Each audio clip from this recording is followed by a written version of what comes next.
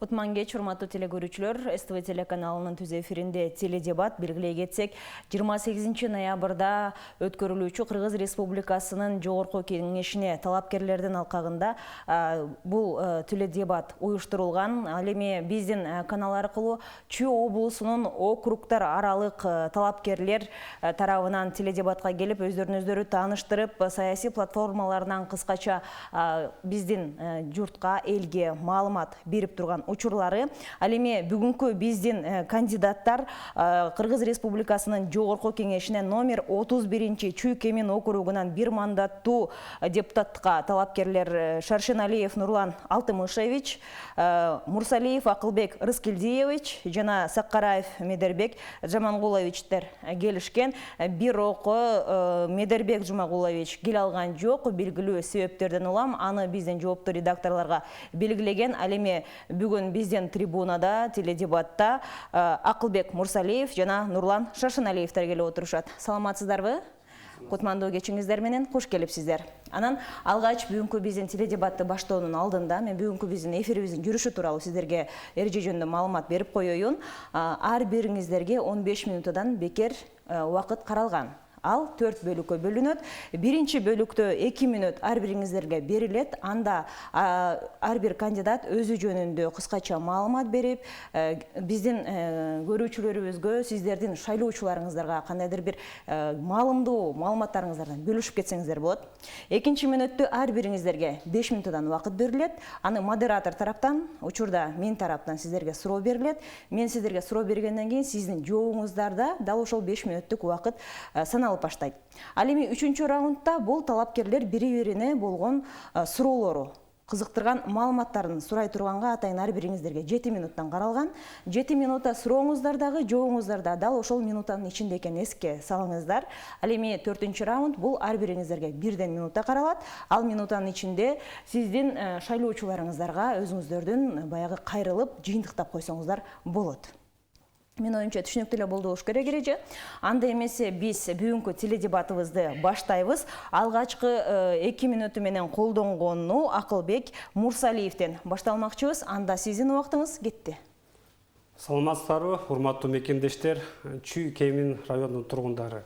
Мен Мурсалиев Акылбек, Чүй Кемин бир мандаттуу округтан жогорку кеңешке талапкермин.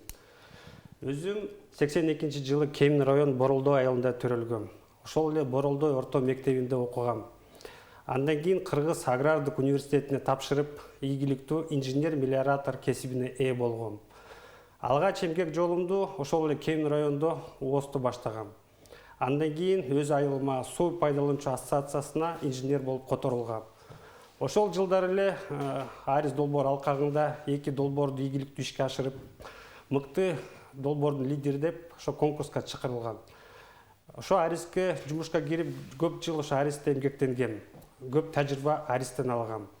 Эл аралык уюмдар менен иштешкенбиз. Дүйнөлүк банк, Азиялык банк, Европейский банк. Эң негизги ошол айылдык инфраструктурасын өнүктүрүү боюнча, кичи шаарлар, Бишкек, Ош инфраструктура, коммуналдык инфраструктурасын өз абалына келтирүү боюнча.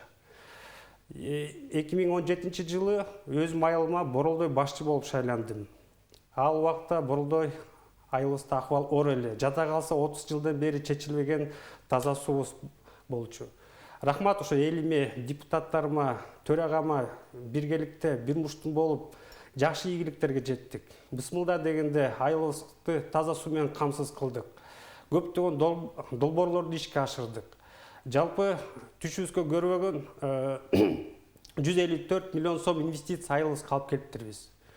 Менин үчүн жогорку кеңешке аттанып атам. Ошо жаштык күч бар кезде, тажрыйба бар кезде, ошол Кыргызстаныма, регионума салым кошойм деп.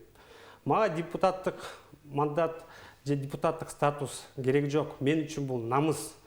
Мен элиме, регионума иштеп берейин деп атам. Сиздин убактыңыз бүттү. Сизге бөлүнгөн убакыт бүтүп калды. Соңуна келди. Сиз өзүңүздүн сөзүңүздү ушул акыркы 4-чү раундда колдонсоңуз болот.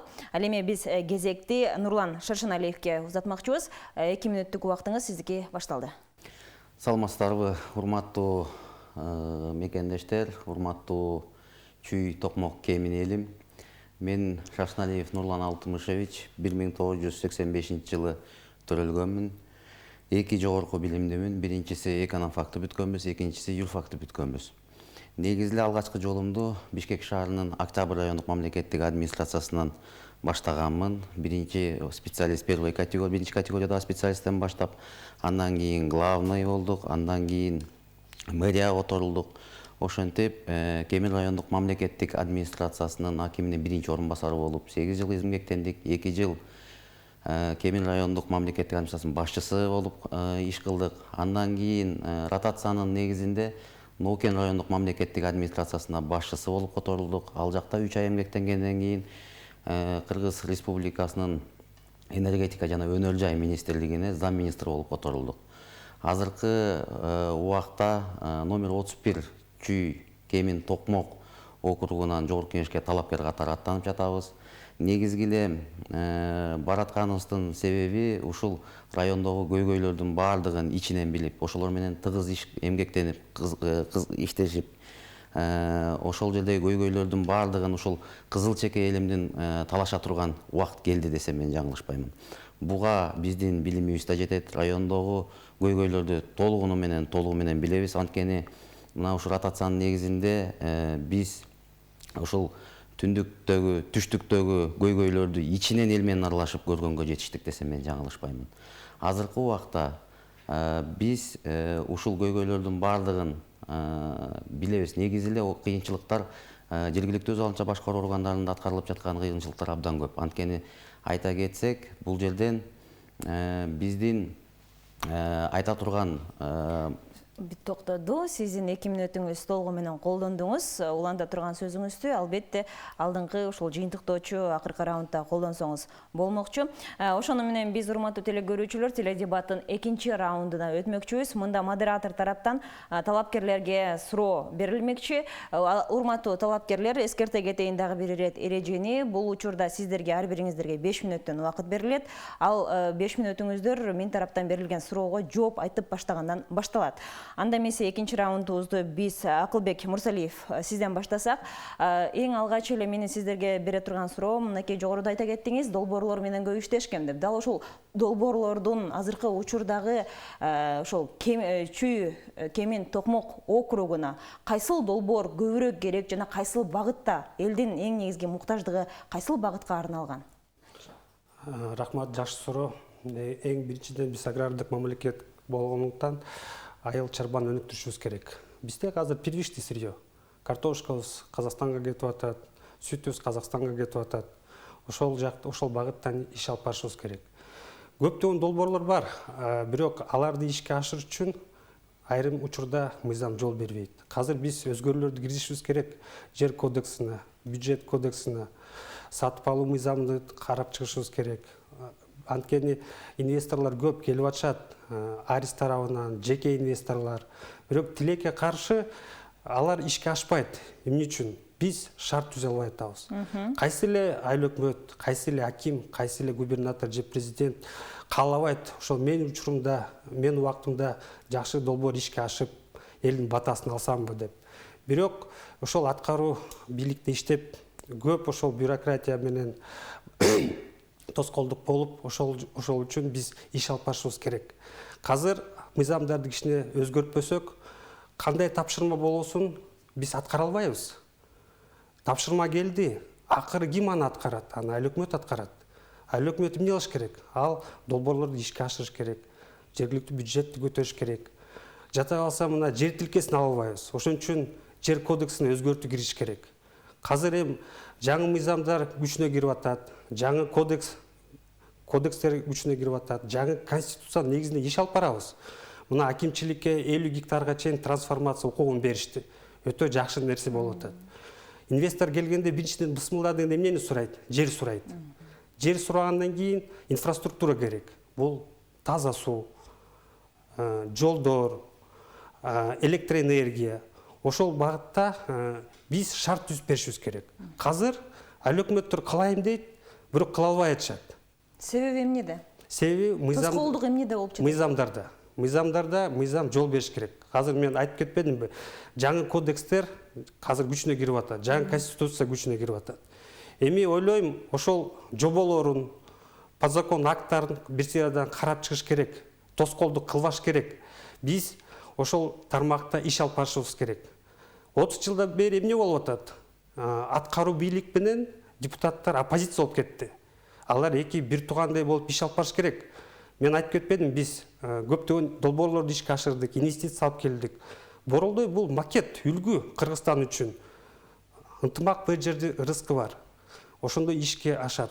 Биз ошол эле аткаруу бийлик менен чогуу комитеттерден карап, окуулардан карап, иштей турган мыйзамдарды кабыл алсак, долбоорлор ишке ашат. Рахмат, Акылбек Рыскелдиевич, айта кетсеңиз, шарттарды түзүш керек, инвесторларды тартыш керек дедиңиз. Ал эми дал ошол шарттарды түзүш үчүн жергиликтүү калктын ушул шарт түзүп берип жаткан адамдар менен бирге иштеши керекпи? Жана аны ошол дыйкандарды, фермерлерди ошол болуп жаткан көйгөйгө же болбосо ошол боло турган иш-чарага кантип кызыктырыш керек анда? Албетте, туура суроо, жакшы.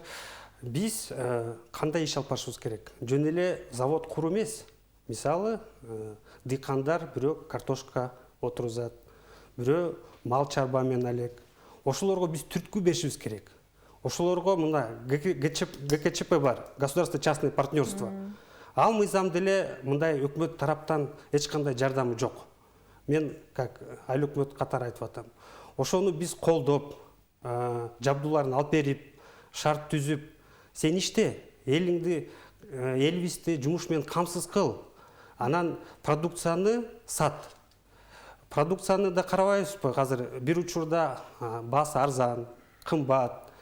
Биз өкмөт менен биргеликте ошол менин көз карашым антимонополия менен матризевди бириктириш керек. Өкмөт сатып алыш керек бул дыйкандардын продукциясын. Ошондо регулирование болот, ценовая политика болот. Биз азыр жөн эле айтып атабыз. Мындай кылгыла, жазагыла, анан же картошкасын сата албайт айрым учурда, же сүттү сата алышпайт. Ошол биз жардам беришибиз керек. Биз жардам бербесек, ал эч качан өнүкпөйт айыл чарба. Түшүнүктүү. Сиздин сурооңуз, жообуңуз түшүнүктүү болду. Ал эми кезектеги суроону Нурлан Алтымышевич сизге узатсак, жогоруда белгилей кеттиңиз, ошол Ноокенде, Кеминде ошол администрация башчысы, акимчиликте иштеп келиптирсиз. Өзүңүз жогоруда белгилей кеттиңиз, салыштырмалуу өнүктүрүү жолдору чынында эле түштүк менен түндүктүн ортосунда чынында эле айырмачылык болот эмеспи? Ал эми ошол учурда азыркы кезде сиз тандалып жаткан, талапкерлигиңизди коюп жаткан округтун эң негизги көйгөйлөрү эмнеде? Жана салыштырмалуу кайсыл жактан дал ошол аталган округ аксап келет? Негизинен эле көйгөйлөрдүн баардыгы жергиликтүү өз алынча башкаруу органдарындагы, ошол эле акимчилик болобу, ошол эле облус болобу, баардыгы бирдей эле. Эң биринчи ошол биз коюп аткан округтан, номер 31 округтан Чүй Токмокто таза суу маселеси абдан орчунду көтөрүлгөн. Сугат суу маселеси көтөрүлгөн. Жаңы жумуш орундарды түзүү, жакырыкчылыктан чыгаруу, дотациядан айыл өкмөттөрдү чыгаруу, ошогон көйгөйлөрүбүздүн баардыгы ар бир эле райондордо Кыргызстан боюнча эле окшош эле.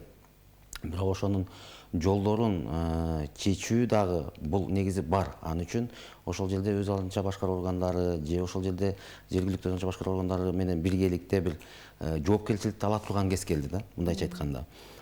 Негизинен эле ушул мамлекеттик кызматта иштеген адамдардын негизи корголушу такыр каралган жок. Каралган жок десем мен жаңылышпаймын. Анткени любой эле жетекчи эртең кол койгондо коркот. Анткени мыйзамдардын баардыгы аста айтып кеткендей эле баардыгы баягы чийки болуп аткандыгынан келип чыгып атат. Эртеңки күнү негизи мамлекеттик кызматкерлерге кол коюп койгон болсо, мисал үчүн превышение деп иш козголот, кылбай койсоң бездействие деп иш козгоп койгонго толук шарттар, мүмкүнчүлүктөр бар да. Ошон үчүн ушул мыйзамдарыбыздын баардыгын азыр мына жакшы инвентаризациялар жүрүп атат, бирине карама келген мыйзамдардын баардыгын такталып чыгып, бир жакшы жылыштар болуп жатат. Ошолордун баардыгын азыр түздөп алсак, ошол өз арынча башкаруу органдары, ошол эле мамлекеттик кызматкерлердин ишине бир жакшы шарт түзө тургандай бир үлгү алып келишибиз керек да. Анткени ушул мамлекеттик кызматкерлердин аларда элден чыккан да. Аларда ошол жакта кичине бир специалисттен баштаган. Ошол жерде бир жетекчиликке чейин ошол эле жердин, ошол эле Кыргызстандын аларда тургундары, кулундары. Бирок эмнегедир акыркы убакта ушул мамлекеттик кызматкерлердин аброю, ошол жерден элдин ишеничи абдан ушуга чейинки абдан төмөндөп түшүп кетти да. Эми азыр ушул убакта азыр мына жакшы иштер аткарылып атат, ошо сандан сапатын өтсөк деген ойду айтат элем да. Негизи ушул өз алдынча башкаруу органдары ушул көйгөйлөрдү чече турган ушул жергиликтүү өз алдынча башкаруу органдары чечет. Эң негизгиси келе турган тапшырмалардын баардыгын.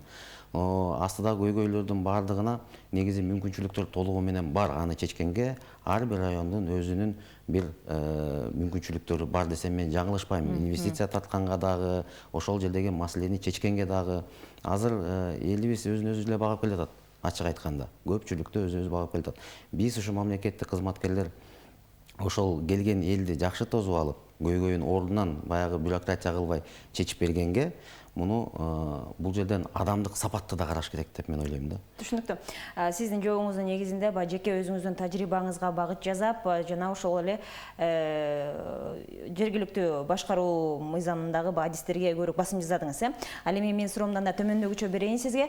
Негизи сиз Кемин районунда канча жыл айыл өкмөтү болуп иштеди, акимчиликте иштедиңиз районунда биринчи.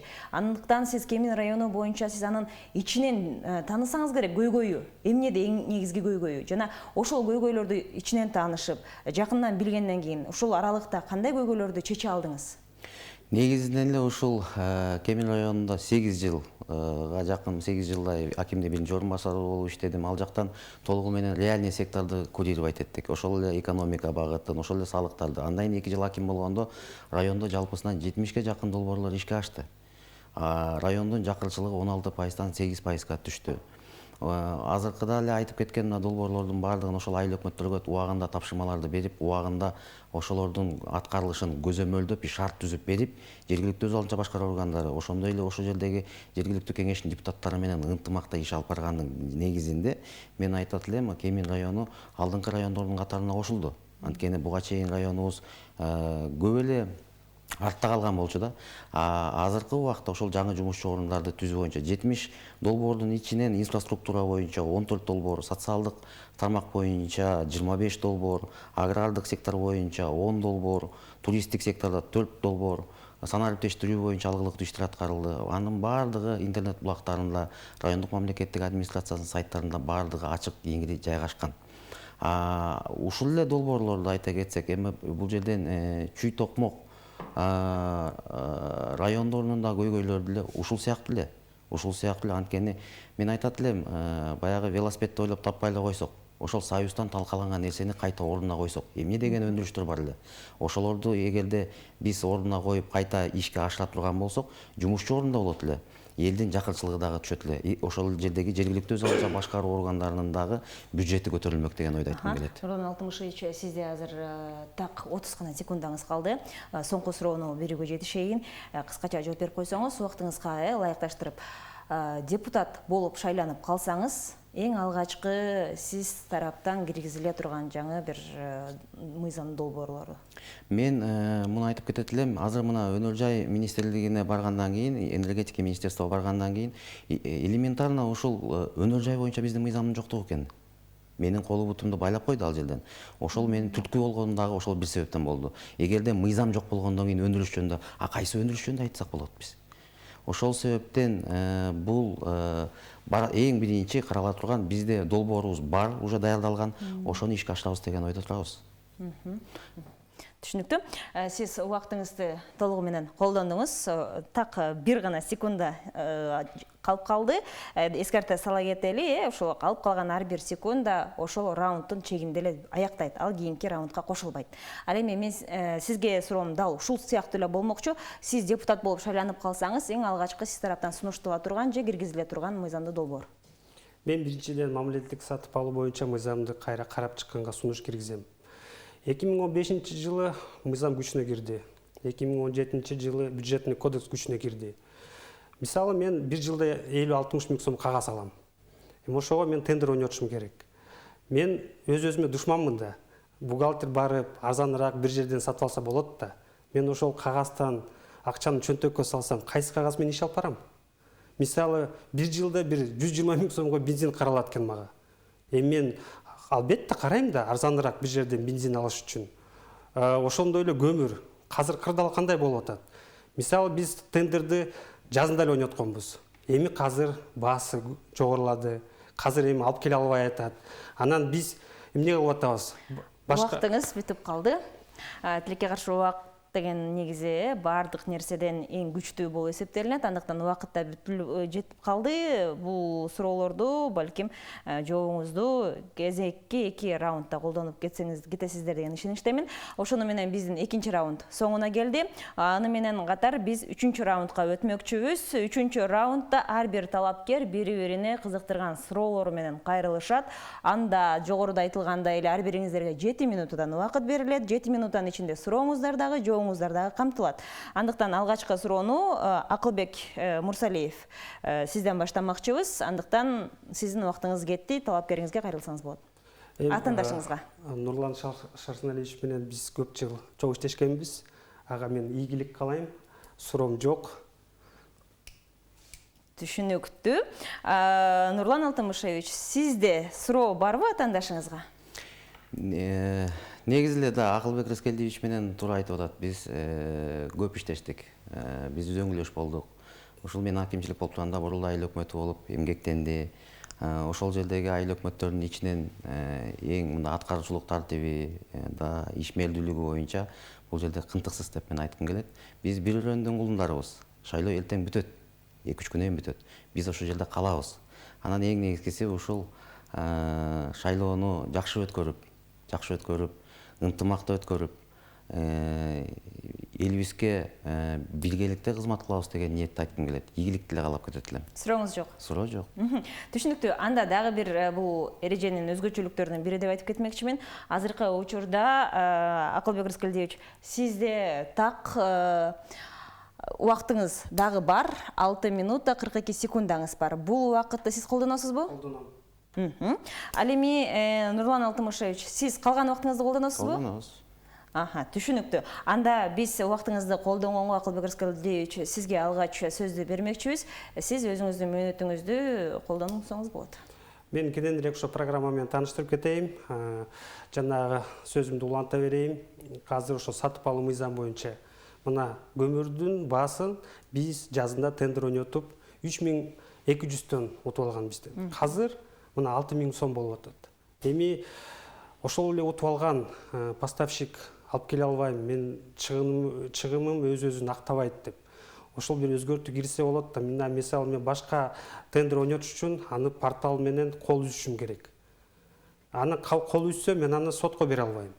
Жо, мейли аны деле сотко деле бербейт элем, керек деле жок мага. Мага азыр көмүр керек. Ошол жанагы 2-чи орунду алган конкурстан ошого берсе болот да. Ошол эле тендерсиз жок эле өз учурунда, өз убагында биз көмүр сатып алсак болот да. Эмне үчүн биз сөзсүз эле тендер ойнотуп, анан тендер ойноткондо ошо порталга кириш керек, бир өзүндө бир оор эмелер бар да. Мисалы, эң орчундуу көмүр болобу, мисалы, аппараттын кагазы болобу, ГСМ болобу, ошол жагын карап чыгыш керек. Көп долбоорлор эмнеге ишке ашпай атат? Анткени жата калса биринчиден жер тилкесин даярдаш керек. Жер тилкесин даярдаш үчүн топосъемка кылыш керек. Мурунку госрегистр азыр геокадастрга запрос кылыш керек. Жер бирөөнүкү болуп чыгат. Анан башка жер издейбиз. Ал жер багыты болбойт экен. Анан ошо менен жүрөбүз, жерди чече албай эле. Инвесторлорго эмне керек? Жер керек биринчиден. Анан жер бүткөндөн кийин смета түзүш керек. Сметаны тоже тендер келиш керек. Аны деле биз жөн эле сметчикке ашып кетсе, порог коюп койсун бир 30-40 миң сом.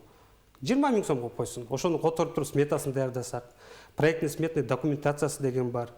Аны деген проектный сметный документациясын бүтүргөндөн кийин госэкспертизадан өткөрүш керек. Ошонун баары 1 жыл, айрым учурда 2 жыл убакыт талап кылат. Анан каяктагы өнүгүү? Мейли курулуш иштерге, мисалы, мен каршы эмесмин. Ага тендер ойнотулсун. Курулуш чоң, мына мисалы миллиондон ашык, 5 миллион бу порог ошондой коюп, ошондо айыл өкмөттөр тез арада курат, жазайт. Элге анын баарын түшүндүрө албайбыз да. Тапшырманы деле аткарыш керек да. Баары эле аткарабыз деп атышат. Кылайлы деп атабыз. Эми ошол жактан аткаруу бийлик менен депутаттар чогуу кайра карап чыгыш керек. Шарт түзүп бериш керек. Шарт түзүп берсе, алар тез арада жумушун ийгиликтүү ишке ашырат. Токмок шарын алайын. Интерглаз, Гормол завод, стекольный завод. Мына стекольный завод эмне болду? Банкрот болду. Газга карыз. Өкмөт өз-өзүнүн душманбы? Эми ал жагын да караш керек болчу да. Ошол жагын карап, биякта өкмөт как менеджер, как кириш керек болчу, модератор сыяктуу. Аны банкрот кылбаш керек. Чек арабыз эмне болуп атат? Кытайдын, Казакстандын айнеге арзан, ошо менен банкрот болду да. Токмок шаары керек болсо Чүй областын бага турган шаар. Казыр мына Беловодскийди карайлычы, кандай иштер болуп атат. Ошол жактан Токмок шаарын бүт инвентаризация кылып, жер кимдики, ишкер эмне кылып атат, ошол ишин аткарып атабы. Мейли жеке менчик болуп кетти. Тилекке каршы мен вообще каршымын. Жер мамлекеттики. Даже мурун 49 жылга үйлүштөр берди эле, казыр үйлүш кызыл китеп берип атат. Анан акчасы барлар сатып алат. Жеке менчик бүттү. А казыр жаш балдар айылда көп болуп атпайбы жерсиз балдар калган. Алар эмне болот? Кандай болот? Ал эми сатып алдыбы? Эми мейли. Бирок сен ошондой иш кылып атасыңбы? Ошол багытта иш алып барып атасыңбы? Завод куруп атасыңбы? Аны карап чыгыш керек да. Биздин эле Кемин районунда алайлычы, жанагы мурунку Татнакай садыбыз болчу 400 гектар. Казыр курай бүттү, эчтеке жок. Аны кандай эмгек менен тиктиле. Менин атам да ошол жакта кол салымын кошкон. Арстанбек Дүйшеев, ошол кишилер анын баарын кылган. Эми алар салымын кошкондо ошол убакта. Эми биз ошонун баарын айта берсек, убакыт көп кетет. Ошол аткаруу бийликте иштеп, баарын башыбыздан өткөрүп, ошол үчүн мен аттанып аттым. Көп сын болуп атат казыр. Жаштар эмне үчүн баратат? Улууларга жол, эми жетишет, 39-та да кызматын өткөрүштү. Эми мындай да тажрыйбаң бар болсо, билимиң бар болсо, кызмат кыл. Жөн эле депутат болуш эмес казыр. Конституция өзгөрүлдү. Депутаттардын укуктары ченели болуп калды казыр. Мурункудай болбойт алар. Казыр ал только эле мыйзам жазыш керек. Бирок мыйзам жазыш эле эмес да. Ошо аткаруу бийлик менен жоболорун карап чыгып, ал иштейби, иштебейби, ишке ашабы, ашпайбы, ошол жагын да караш керек да. Казыр деген мына 4 жылдын аралагында канча деген структура правительства поменялась. Канча деген кодекстер өзгөрүлдү, канча деген мыйзамдар өзгөрүлдү. Мен аны окуганым жетишпей атам, жаттаган эмес. Анан эми аксакалдарыбыз сый урматын көрсүн, мен аларды сыйлайм, урматтайм. Бирок аны окуй аласың, түшүнө аласыңбы? Ошол мыйзамды ишке ашыра аласыңбы? Жөн эле кол көтөрүп, ал мыйзамды кабыл алыш эмес. Ал мыйзам иштеш керек. Ар бир программаны изилдеп чыктым. Ар бирөөсүнүн программабыз окшош. Бул аткаруу бийликтин милдети. Баарыбыз эле ошондой айтып атабыз. Мисалы, таза суунун мыйзамы жокпу, жолдун мыйзамы жокпу, стратегия айыл чарбанын өнүктүрүү мыйзамы жокпу? Бар. Бирок ошол мыйзамдарга кичине өзгөртүүлөрдү киргизели деп атам. 3000ден ашык мыйзам бар. Биз барып эле кайра мыйзам жазабызбы? Толтура мыйзамдар. Ошол оңдөп түстөп мыйзамдарды кайра өз абалына келтириш керек. Иштей турган мыйзамдарды кылыш керек. Жөн эле отуруп алып, тиякта 5 жыл отуруп, анан мен мисалы мен үчүн намыс, мен айттым. 5 жыл көз ачып жумганча өтүп кетет. 44-тө болот экен, мен Кудайым буйрса аттанып калсам аяка. Анан иштебесем, эч кандай салымым кошпосом, эртең эл деле айтат да, сен эмне кылдың? Бул партийный система, бул бөлөк. Аякта саясаты бар, партия бар. Биз бир мандаттуу чыгып аткан талапкерлер элдин өкүлү деп эсептелет. Элдин талабын аткарышыбыз керек, элдин үнүн жеткиришибиз керек. Бирок мен жана айткандай эле оппозицияда эмес. Биз деген бир тубандай аткаруу бийлик менен иштешибиз керек. Мен дагы бир жолу баса белгилеп кетейин, Боролду айыл өкмөтү бул Кыргызстанга үлгү. Анткени биз ынтымакташып иштештик. Депутаттар менен талаш тартыш болгон. Бирок бир чечимге келип, бир ишке ашырганбыз да. Убактыңыз бүттү. Мен оюмча сиздин өзүңүздүн жан дүйнөңүздөгү бир көйгөйлөрдү жана ошондой эле саясий платформаңыздагы негизги багыттар жөнүндө толук биздин көрүүчүлөрүбүзгө баягы жеткиликтүү кылып айтып бере алдыңыз деген ишеничтемин. Ал эми ошол эле учурда Нурлан Алтымышевич, сиздин да калган убактыңыз бар. Дал ошол убакытты колдоносуз да. Колдонобуз. Анда сиздин убактыңыз башталды. Биздин программабыз боюнча айта кетсек, 3 бөлүктөн турат. Бул экономика багытында, айыл чарбасында, социалдык тармакта. Программаны жазып атканда биз ушул жердеги ичара ушул көйгөйлөрдүн чечилбегендигинен, ошол багытта кайсы тармакта бир кыйынчылыктар туулганынан жазылып чыккан бир программаны айткым келет да. Бул экономика тармагында ушул өндүрүштү колдоо боюнча мыйзамдарды жазуу. Ушуга окшогон баягы өндүрүүчүлөрдү колдоого алган реалдуу программаларды иштеп чыгып, салык саясатын карап, ишин жаңы баштап жаткан өндүрүүчүлөргө колдоо көрсөтүү. Агрардык айыл чарба тармагындагы долбоорлор боюнча дагы, мисалы үчүн мына мен бүгүн эле карап отурдум. Бул Садыр Кожоевич улуттук баягы коопсуздук кеңешин өткөрүп атканда ошол жеңилдетилген насыялар боюнча айтылды. Ошол ал жерден абдан бир орчундуу маселелер көтөрүлдү. Ошол маселелердин бардыгын, мындайча айтканда, ушул айтылып эле келаткан биздин программаларыбыздын бардыгында эле бар. Ошолорду ишке ашырыш керек. Эми жогорку кеңешке баргандан кийин ушул мыйзамдар, негизи биз мыйзам жазып, ошол мыйзамдарды элге иштей тургандай кылып, жөнөкөйлөштүрүп, ошол жердеги иштеп аткан адамдардын бир мыйзамдуу бир шарттарды түзүп берүү максаты болуп эсептелинет. Туура ар бир долбоорлордун бардыгы эле, ар бир эле мыйзамдардын бардыгы эле ошол элге иштесин деп жазылат. Бирок тилекке каршы көп мыйзамдар иштебейт. Көп мыйзамдар иштебейт, анткени чийки болуп да калган учурлар кездешет. Ошол себептен ушул программабыздагы айыл чарба тармагы болобу, экономика болобу, социалдык тармак болобу, ошол жердеги мыйзамдардын бардыгын дагы мындан ары дагы инвентаризация жүргүзүп, элге иштей тургандай кылып. Мисалы үчүн азыр өз алынча башкаруу органдарды көпчүлүгүнүн баары эле тапшырма менен эле баягы текучкасы менен эле алектенип калышканда, кагаздан баш чыкпайт. Реалдуу ишке аша турган нерселерди кылууга убактысы да жетпейт. Ошол жердеги иштеп аткан адамдардын айлык маянасы 12 000 сомго эч ким иштебейт. Менин өзүмдүн эле убагымда бир кызматкерди катуураак урушуп койсом, жумушту таштап жазып алып кетип калды, мисалы үчүн Россияга. Андан кийин рахмат айтып атат. Мына мен башка жакка кетип таксовать этсем да 60 000 сом айлык алып атам депчи. То есть муну менен мен эмнени айткым келип атат? Мамлекеттик, муниципалдык кызматкерлердин аброюн көтөрүшүбүз керекпиз. Эл ишенбей калды. Ошол себептен эгерде биз мыйзамдарыбыздын бардыгын ошол жергиликтүү өз алынча башкаруу органдары менен ошол эле элге иштей тургандай кыла турган болсок, ошол эң биринчи баягы кызматкерден баштаган жетекчиликке чейин мен айтат элем, толук шарттар түзүлөт. Ошондо элдин ишеничи дагы пайда болот. Баягы эле бюрократиялардын баары токтойт эле деген ойду айткым келет. Программабыздын бардыгы эми бизден Кемин Чүй Токмок элимине таратылып толугу менен берилди. Ал жактан биз ар бир шайлоо участкасына барып, жолугуп, эл менен өзүнүн жолукканга мүмкүнчүлүгүбүз убакыттын тардыгына байланыштуу жетишкен жокпуз. Ошого карабастан биз ойлойбуз, ушул элибиз ушу шайлоодо жүрөгү менен обязательно шайлоого келип катышып, татыктуу, билимдүү, элге кызмат кыла турган инсандарды шайлап алат деген ойдобуз. Мына бүгүн эле айтып атат, ушул эл шайлоого келип катышып берилсин деп интернет булактарында жүрүп атат. Президентибиз да айтып атат, келип катышып бериңизсин, чогулушка келсин депчи. Баягы шайлоого келип ар бир элдер келип катышып берсин депчи. Мен ушулдан пайдаланып айткым келет эле, ошол Кемин Чүй Токмок элине дагы албетте барып өзүнүн жарандык укуктарын келип шайлоого активдүү катышып беришин суранып да кетет элем. Программалар боюнча эми айта берсек абдан көп. Негизинен эле программабызда социалдык тармак боюнча дагы бул эң орчундуу маселелердин бири.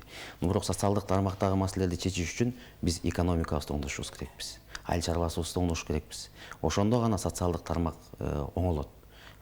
Эгерде биз мунун баары бири-бирине байланышкан нерселер.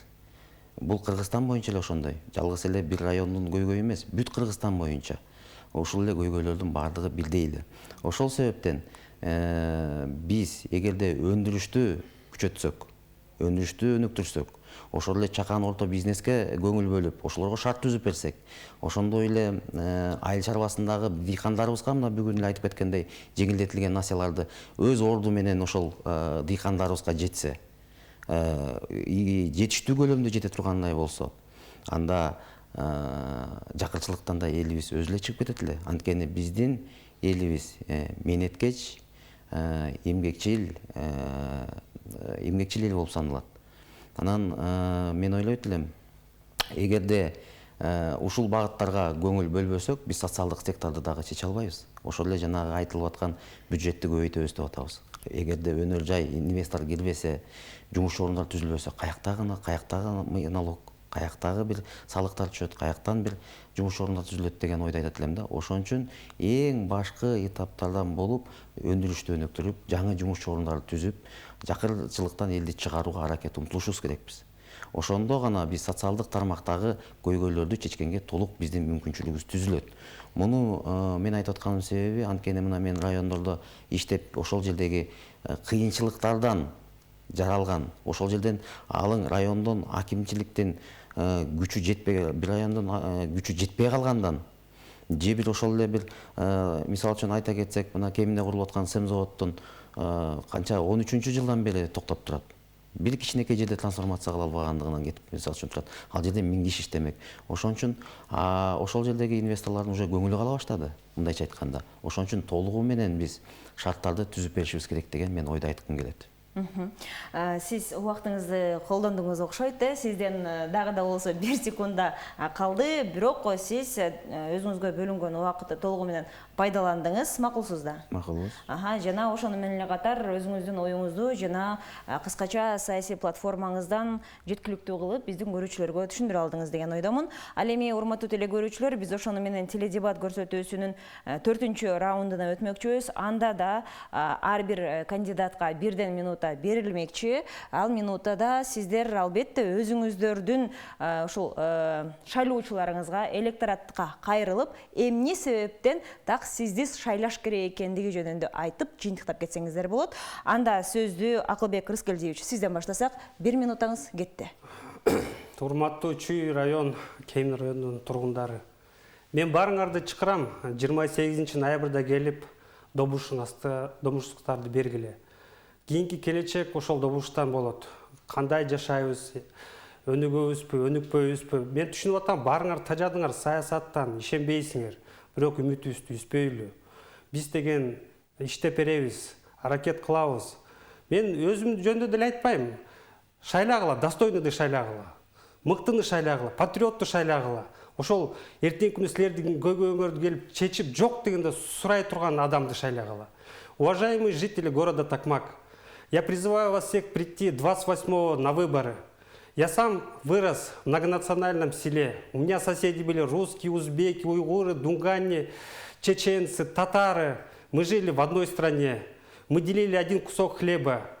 Я вас призываю прийти, сделать свой выбор, чтобы у нас в стране было все хорошо. Чоң рахмат, өзүңүздүн убактыңызды толугу менен колдонгонго, үнөмдөгөнгө жетиштиңиз. Ал эми сөз кезеги ушул эле эреже боюнча Нурлан Алтымышевич, сиздин убактыңыз башталды. Урматтуу Чүй Токмок Кемин элим, 28-inde мына саналуу эле күндөр калды. Шайлоого келип, активдүү катышып, ушул өзүңүздөрдүн иштеп бере тургандай жүрөгүңүздөр менен шайлоого чакырып кетет элем. Активдүү катышып, ошондой эле акчага сатылбай, бир тааныш, билиш, же бир бирөөнүн тууганчылык, же бир ушундай маселелерден карабай, бул жерде бүгүнкү тандооңуздар, эртеңки жашооңуздар, азыркы ушундай Кыргызстандагы кырдаалда иштеп бере турган инсандарды тандайсыңар деп мен терең ишенем. Катар номерим 10. Шашыналиев Нурлан Алтымышевич. Келип шайлап берсеңиздер, мен ар бириңиздердин казаныңарга аш салып берем дегенден алысмын. Бирок мен ишим менен көрсөткөнгө жарпы жултумдун астында сөз беремин. Чоң рахмат, сиз дагы убактыңызды колдондуңуз. Албетте бүгүнкү эфирдин жүрүшүндөгүдөй эле сизде дагы секундалар калды. Бирок сиз өзүңүздүн убактыңызды толугу менен колдондум деп айта аласызбы? Да. Түшүнүктүү. Эскерте кетсек, урматтуу телекөрүүчүлөр, бүгүнкү СТВ телеканалындагы түз эфирдеги теледебат көрсөтүүсүнө жогорку Кыргыз Республикасынын жогорку кеңешине 1 мандаттуу округтар арасында 1 мандаттуу талапкерлер катышты. Алар номер 31-чи Чүй Кемин округунун талапкерлери Акылбек Рыскелдиевич Мурсалиев жана ошондой эле Нурлан Алтымышевич Шашыналиевтер болушту. Сиздерге ийгилик каалайлы, убактыңыздарды бөлүп теледебатка катышып бергениңиздерге терең ыраазычылык билдиребиз. Ал эми урматтуу телекөрүүчүлөр, ошону менен биздин теледебат көрсөтүүсү толугу менен жыйынтыкталып жаткан учуру баардык кыргыз элин 28 ноябрда алгачкы жолу Кыргызстанда болуп жаткан аралаш системадагы шайлоого келип, чын жүрөгүңүздөр менен, жан делиңиздер менен туура тандоо жасайсыздар деген ишеничтемин. Мен дагы 28-inde барып шайлоого катышамын. Ал эми сиздер менен кайрадан эфир аркылуу көрүшкөнчө сак саламатта калыңыздар демекчибиз. Эң негизгиси сак болуңуздар.